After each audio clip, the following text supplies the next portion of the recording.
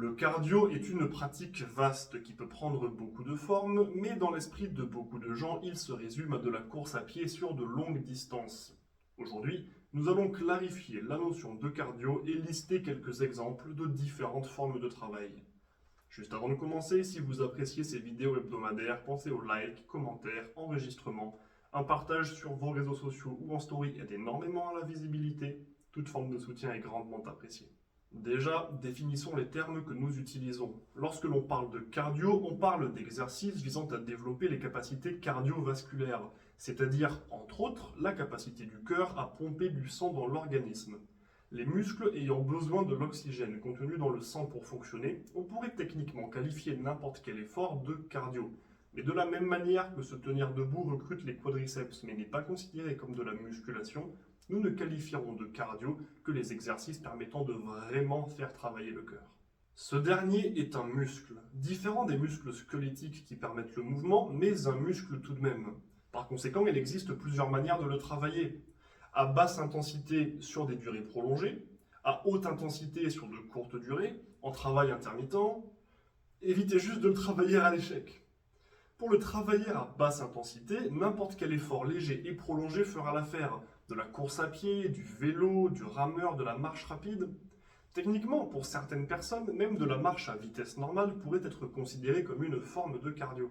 Mais vous pouvez également faire évoluer ce format en augmentant la vitesse proportionnellement à la diminution du temps. En gros, plus vous courez vite, moins vous courez longtemps. 30 minutes à une certaine vitesse, 20 minutes un peu plus vite, 10 minutes encore plus vite. Dans tous les cas, votre cœur va travailler. Malgré tout, faites attention, ne réduisez pas trop la durée, car si vous ne courez qu'une minute, même très vite, votre organisme risque de manquer de volume pour vraiment développer ses capacités cardiovasculaires. Ensuite, le fameux travail intermittent. Souvent utilisé pour développer la VMA, cette alternance de temps d'effort et de temps de repos permet de passer du temps à une haute fréquence cardiaque, facteur très important pour développer sa VMA.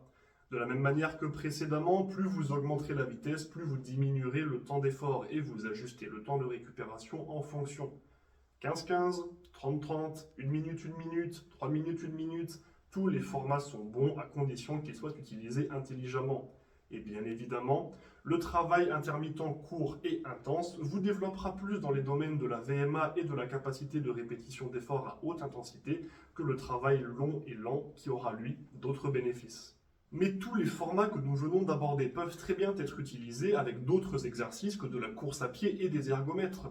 Vous pouvez très bien réaliser des montées sur box, des burpees ou autres exercices au poids du corps, ou même n'importe quel exercice de musculation à condition que l'intensité soit suffisamment élevée pour vous challenger au niveau cardiovasculaire. Et pour cela, diminuez la charge afin de ne pas vous retrouver bloqué par un échec musculaire après 30 secondes d'effort. Les formats intermittents comme le 30-30 sont très pertinents avec des exercices du type burpee, mountain climbers, fente sautée, planche commando, etc. D'ailleurs, la pratique de beaucoup de sports représente en elle-même un développement du cardio.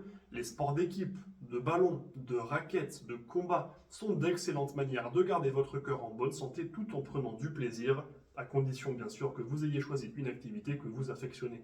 Enfin, précisons une dernière chose. Les efforts intenses, même très courts, demandent des contractions musculaires très fortes et donc un apport sanguin conséquent.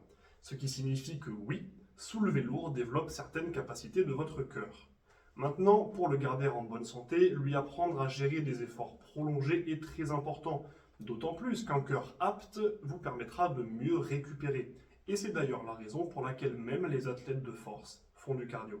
En conclusion, le cardio est considéré par beaucoup comme une corvée, mais c'est parce que trop de gens en ont encore une image qui se réduit à 1 heure de course monotone. Votre cardio peut être développé de plein de façons différentes, alors trouvez la manière qui vous plaît le plus, que ce soit du football, de la course à pied, des sprints à vélo, de la corde à sauter ou autre, et soyez assurés que votre palpitant vous remerciera. J'espère que cette vidéo vous a été utile. Si vous avez des questions sur le sujet que nous venons d'aborder ou des interrogations sur le domaine du sport en général ou même sur votre cas particulier, contactez-moi pour me les poser. Si vous cherchez un coach, préparateur physique ou autre, mettez-vous en contact avec moi pour que nous travaillions ensemble. Et n'oubliez pas de partager cette vidéo à vos amis et de laisser vos impressions en commentaire. Vous pouvez d'ailleurs me dire si vous voulez voir un sujet en particulier dans ce type de vidéo. Sur ce, bon entraînement et n'oubliez pas, Rendez-vous fiers.